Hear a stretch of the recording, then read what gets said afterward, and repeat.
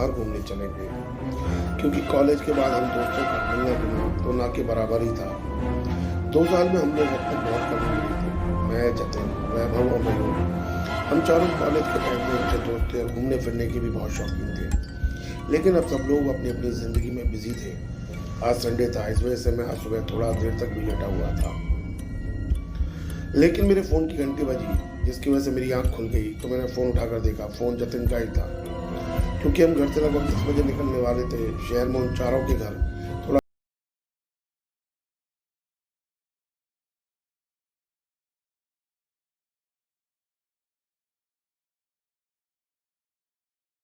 यही सोच रहा था कि कहाँ रह गए लोग। तभी मयूर का फ़ोन आता है। वो बोलता है, अबे जल्दी बाहर आ, तेरे घर के गेट पर ही खड़े हैं।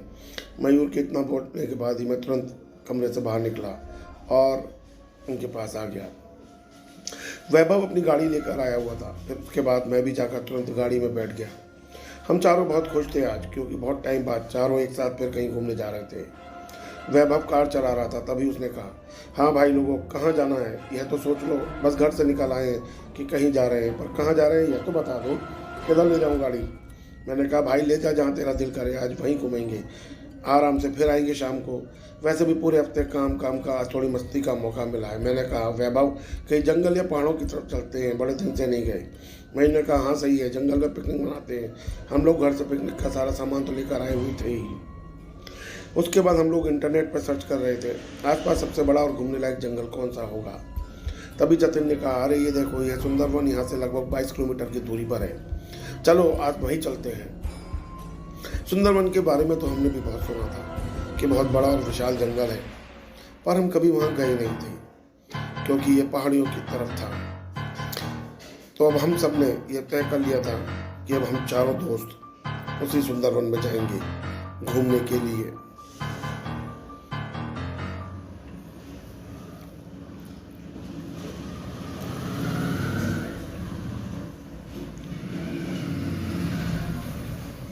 उसके बाद हम लोगों ने बाजार से थोड़ा खाने पीने का सामान भी ले लिया और कुछ सामान तो घर से लेकर ही आए हुए थे। फिर लगभग 2-2.5 घंटे के सफ़र के बाद हम उस जंगल के पास जा पहुँचे जहाँ हमने पिकनिक के लिए सोचा था। वहाँ पहुँचकर हमने देखा जंगल सच में बहुत बड़ा था, बहुत दूर दूर तक फैला हुआ था। कहते हैं कि जंगल लगभग 8 से 9 किलोमीटर की दूरी तक फैला हुआ है। हम चारों जंगल के पास पहुँच तो गए, पर हमें जंगल में अंदर जाने के लिए कहीं ढंग से रास्ता नज़र नहीं आ रहा था। जंगल काफ़ी दूर तक फैला हुआ था। इस वजह से हम भी गाड़ी में ही थे और गाड़ी लगातार आगे की ओर बढ़ा रहे थे कि शायद कहीं तो होगा इस जंगल के अंदर जाने का रास्ता। थोड़ा आगे और गए तो हमें वन विभाग का 2 ऑफिस दिखे। फिर उसके बाद हम तुरंत कार से उतरकर वहाँ उन दोनों के पास गए और जतिन ने उन गार्ड से कहा, सर इस जंगल में अंदर जाने के लिए रास्ता कहाँ से है? अजीब सा ही लग रहा है। इतना बोलकर वैभव वो फोटोज हम सबको दिखाने लगता है जो इतनी देर से वो खींच रहा था। पर उसने देखा हर एक फोटो हम तीनों ने देखी। तो तुरंत मैंने भी अपना फोन निकाला। जैसे ही जंगल के अंदर हम घुसे थे,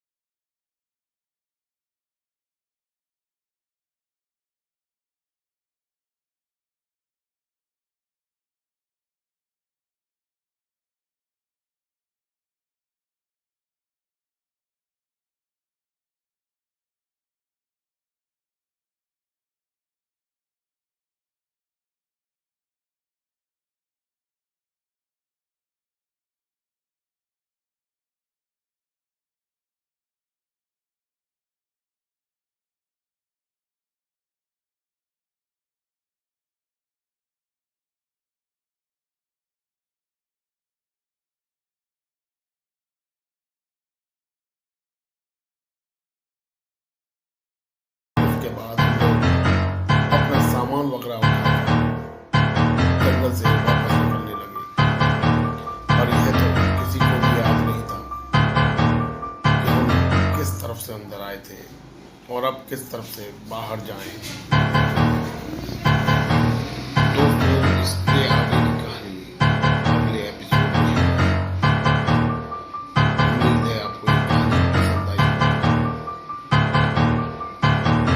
सेकंड एपिसोड देखने के लिए कुछ दिन आपको इंतजार करना होगा।